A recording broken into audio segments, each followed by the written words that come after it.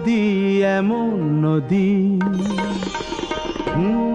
নদী এমন। নমস্কার, আমি স্বপন কুমার দেব। আপনারা দেখছেন আমার ইউটিউব চ্যানেল স্ট্রাগলার দেব। 28শে ফেব্রুয়ারি 2026 সাল, যে মানে একদম ফেব্রুয়ারি মাসের শেষে 2026 সাল, মধ্যপ্রাচ্যে যে যুদ্ধটা শুরু হয়েছে, আমেরিকা এবং ইসরায়েল মিলিত শক্তি ইরানের বিরুদ্ধে, এর অনেক কারণ আছে। ইরান, এই হিজবুল্লাহ, মানে ইরান এবং লেবানন, এগুলো সবই মুসলিম কান্ট্রি। এরা হিজবুল্লাহর মতো একটা আন্তর্জাতিক ভয়ঙ্কর জঙ্গি সন্ত্রাসবাদ গোষ্ঠীকে মদত দিচ্ছে, এবং এই হিজবুল্লাহ যে সন্ত্রাসবাদ গোষ্ঠীটা বা দলটা, এরা তো লেবাননে ঘাঁটি গেড়েছে এবং এদেরকে ইরান আর্থিকভাবে সাহায্য করে, যেমন প্যালেস্টাইনে করে হামাস, আন্তর্জাতিক জঙ্গি গোষ্ঠী। ঠিক এরকম একটি জঙ্গি গোষ্ঠী আছে হুতি। হুতি হচ্ছে এরা আপনার হুতি যেটা আছে সেটাও তো সেই ধরুন তুরস্ক, সব মুসলিম কান্ট্রি। হুতি লেবাননেও কিন্তু ওরা মদতপুষ্ট। হুতি সিরিয়াতেও তাই, সিরিয়াও এরাও কিন্তু এই আন্তর্জাতিক এই যে ভয়ঙ্কর জঙ্গি গোষ্ঠীগুলি আছে, হিজবুল্লাহ বলুন বা হুতিও তো সিরিয়া তুরস্কের দ্বারা মদতপুষ্ট। এবং ইরানের কাছে যেগুলো আছে, মারাত্মক মারাত্মক শয়ে শয়ে ফ্যাক্টরি আছে শুধু পরমাণু বোমা তৈরি করার জন্য। মানে একদিনে বেশি সংখ্যক ওরা পরমাণু বানাতে পারবে। আর এই পরমাণু যে ইউরেনিয়াম সহ যেসব কাঁচামালগুলো আছে, এগুলো যদি কোনো কারণে মানে পাহাড়ের খাদে 200 মিটারের ভেতরে এইসব খনিজ পদার্থগুলো, কাঁচামাল, পরমাণু অস্ত্র তৈরি করার জন্য এগুলো কিন্তু রাখা আছে। আমেরিকা বলেছিল যে তুমি চুক্তি করো যেন কোনো পরমাণু আনলিমিটেড কোনো সঞ্চিত রাখা যাবে না। ইরান কিন্তু শোনেনি, বা ইরান আন্তর্জাতিক সংস্থাকে বলা হয়েছিল যে তারা পরিদর্শন করবে তোমার পরমাণু ভাণ্ডার তুমি কত রেখেছ। ইরান কিন্তু তাতে সম্মতি দেয়নি। তার কারণ হচ্ছে ইরান জানে যে তার দেশে যা পরমাণু শক্তির কাঁচামালগুলো রাখা আছে আপত্তিজনকভাবে, আপত্তিকর, সেই জন্য তারা সবসময় বাধা দিয়ে এসছে।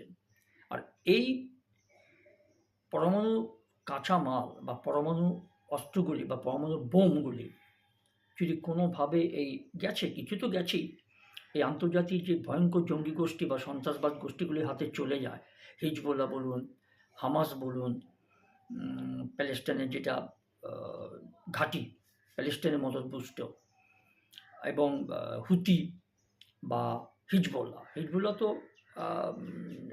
লেবানন, বা হুতি এগুলো তো লেবানন, সিরিয়া, তুরস্ক, ইরান মদতপুষ্ট এসব জঙ্গি। এদের হাতে যদি এইসব পরমাণু বোমের সরঞ্জামগুলো চলে যায় বা পরমাণু অস্ত্রগুলি চলে যায়, মানে কী ক্ষতি হতে পারে সারা বিশ্বে কল্পনার বাইরে।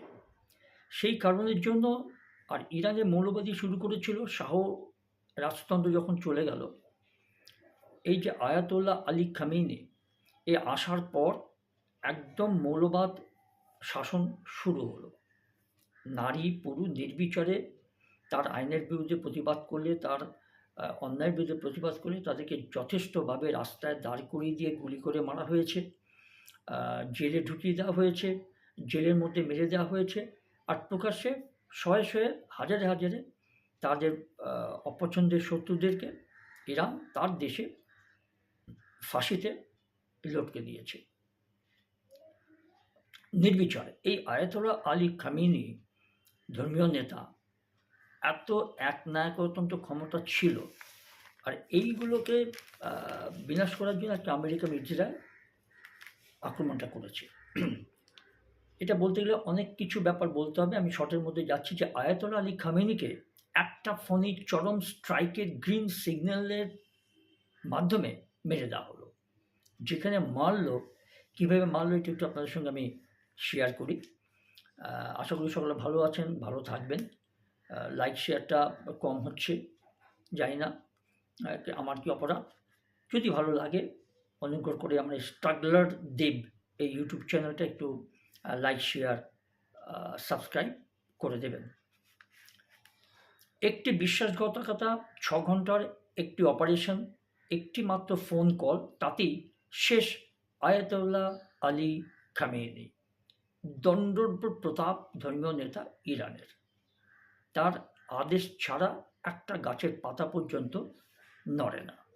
তাকে এভাবে মেরে দেওয়া হবে ভাবা যায়, ভাবতে পারা যায়। সেটা আমেরিকা এবং ইসরায়েল বলেই, পৃথিবীর এই কটা দেশ আছে বলেই এটা সম্ভব হয়েছে। ইসরায়েল তো ছোট্ট দেশ, কিন্তু একদম খ্রিস্টান স্টেট, কিন্তু ছোট্ট দেশ, কিন্তু এত তাদের মেধা, সমরাস্ত্র, এত নতুন নতুন সমরাস্ত্র তারা তৈরি করেছে, মানে আনইমাজিনেবল, যেগুলো আপনি কল্পনা করতে পারবেন না। ভারতের ভালো বন্ধু, ইরানও ভারতের ভালো বন্ধু। যাই হোক, এই যে দেখুন, ইরানের সর্বোচ্চ নেতাকে খতম করার চূড়ান্ত সিদ্ধান্ত হয়েছিল খুব দ্রুত। এত সহজে আয়াতুল্লাহ খামেনিকে মারা সম্ভব ছিল না। ইসরায়েল এবং আমেরিকার মতো মিলিত শক্তির মেধা বা সুপার পাওয়ার শক্তিরা মিলিত হয়েছিল বলে কিন্তু মারতে পেরেছে, এবং কীভাবে মেরেছে সেটা যে কোনো দেশের পক্ষে সম্ভব নয়। জানা গিয়েছে যে এই আয়াতুল্লাহ আলী খামেনির শনিবার সন্ধ্যায়, মানে শনিবার সন্ধ্যা বলতে যেটা আমি বলতে চাইছি যে 2রা মার্চ সোমবার 2026 সাল, আর 1 তারিখ হচ্ছে রবিবার, 28 তারিখ শনিবার, খুব সম্ভব 28 ফেব্রুয়ারি। এই ফেব্রুয়ারি মাসেরই বোধহয় কোনো একটা শেষের দিকে শনিবার। সেই শনিবারে সন্ধ্যায় তার মন্ত্রী এবং পরিষদদের নিয়ে বৈঠক করবেন বলে খবর পেয়েছিল আমেরিকার গুপ্তচর সংস্থা CIA। একটি খবর ছিল যে ইসরায়েলের গুপ্তচর সংস্থা মোসাদের কাছে, মোসাদ তো পৃথিবীর সর্বকালের সর্বশ্রেষ্ঠ একটি গোয়েন্দা সংস্থা ইসরায়েলের, এবং বস্তুত প্রায় গত 2 বছর ধরে খামেনির উপরে নজরদারি চালাচ্ছিল CIA, আমেরিকার গোয়েন্দা সংস্থা। তার রোজগার রুটিন থেকে শুরু করে যাবতীয় কর্মকাণ্ডের উপরে নজর রাখছিল মার্কিন গুপ্তচর সংস্থা CIA, এবং এদের যেমন স্যাটেলাইটের মাধ্যমে নজরদারি ছিল, তেমনি ব্যবহার করা হয়েছিল AI প্রযুক্তি। তো অ্যাসিস্ট্যান্ট ইন্টেলিজেন্স যাকে বলে আর কি, AI। যাই হোক, খামেনির প্যাটার্ন অফ লাইফ অ্যানালিসিস তথ্যের মাধ্যমে জীবনযাত্রার পুঙ্খানুপুঙ্খ বিশ্লেষণ হয়েছিল এই AI এর মাধ্যমে, এই AI অ্যাপ বা বলুন যাই বলুন প্রযুক্তির মাধ্যমে।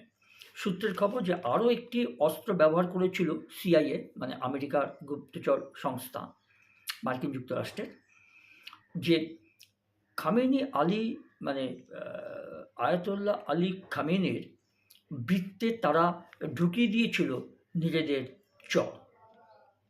বিশেষ করে ইসরায়েলের যে গোয়েন্দা সংস্থা মোসাদ, এই বিভিন্ন রকম যেখানে এই আন্তর্জাতিক ভয়ঙ্কর জঙ্গি সংগঠনগুলি আছে বিভিন্ন দেশে, যেমন তুরস্ক বলুন, সিরিয়া বলুন, লেবানন বলুন, ইরান বলুন, প্যালেস্টাইন বলুন, এগুলোতে কিন্তু এরা তাদের গোয়েন্দা বাহিনীকে কী সুন্দরভাবে ঢুকিয়ে দেয় ভাবতে পারবেন না। তারা বিদেশের থেকে সব পুঙ্খানুপুঙ্খ খবরগুলো তারা তাদের দেশের হেডকোয়ার্টারে পৌঁছে দেয়।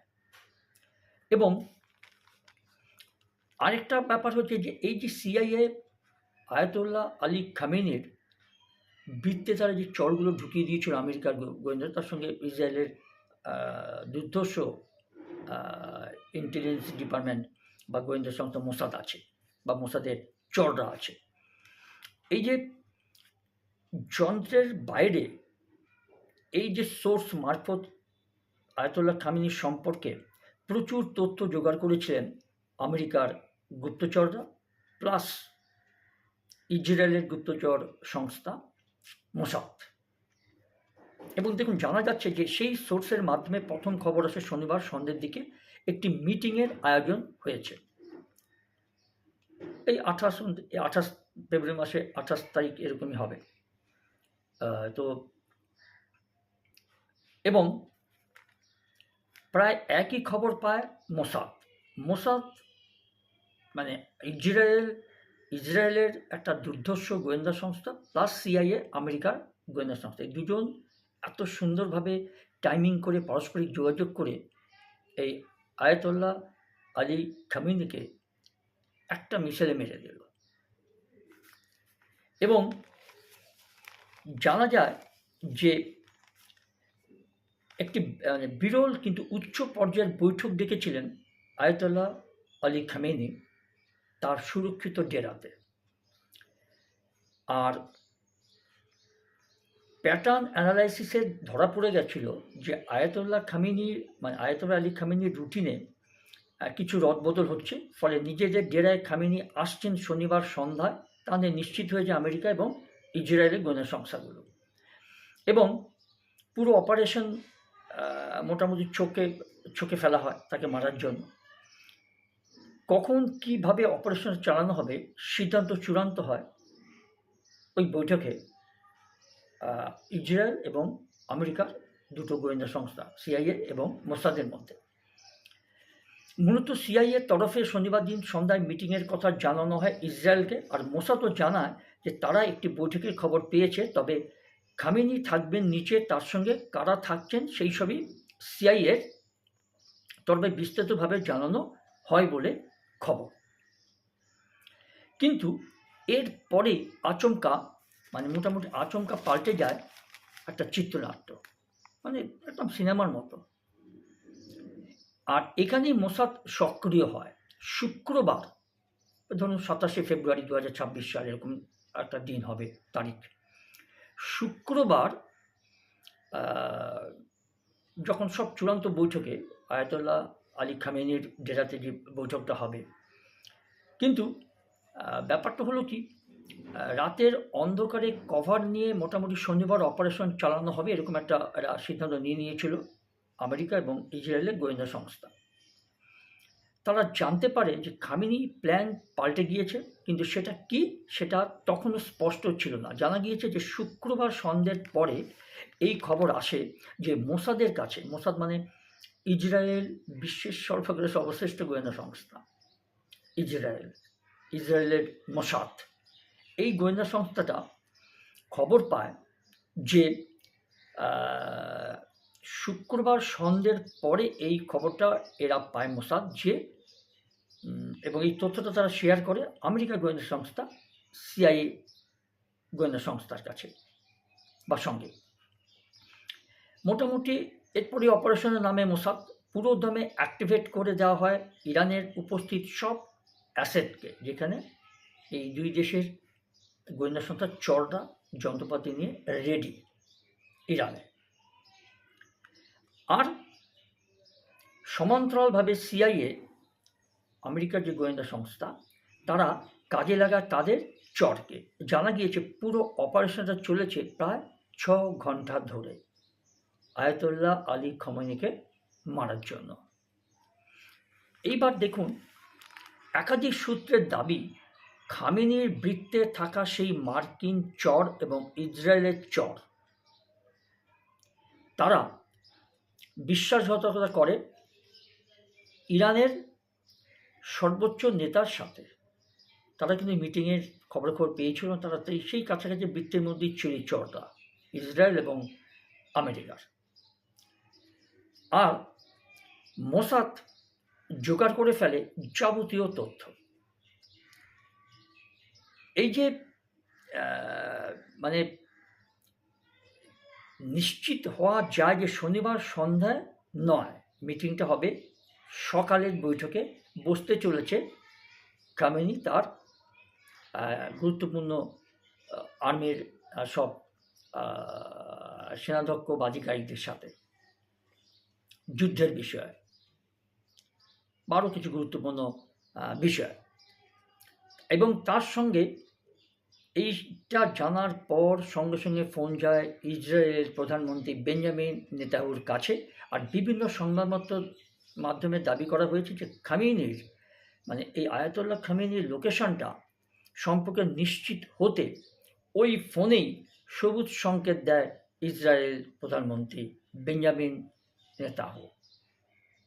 কি দুর্ধর্ষভাবে মানে মারা হয়েছে, যেটা ওসামা বিন লাদেনকে মারা হয়েছিল পাকিস্তানে। সেটা আমেরিকারই গোয়েন্দা সংস্থা এবং তাদের এলিট গ্রুপ মেরেছিল। অপারেশন শুরু হতে এরপর আর কালক্ষেপ করেনি আমেরিকা এবং ইসরায়েলের ফোর্স। তৈরি তারা ছিলই, মারণ স্ট্রাইক করে একেবারে নিখুঁত হিসেব করে ফোন অন্যত্র ফোনটা অন্যত্র জায়গায় রেখে তারা মিটিংয়ে ঢুকেছিল, যাতে টাওয়ারটার লোকেশন যেন শত্রুকে না পায়। যারাই ঢুকেছিল সেই মিটিং ঘরে সবাই কিন্তু মোবাইলটা বাইরে রেখে গিয়েছিল, কিন্তু তবু শেষ রক্ষা হয়নি। কেন?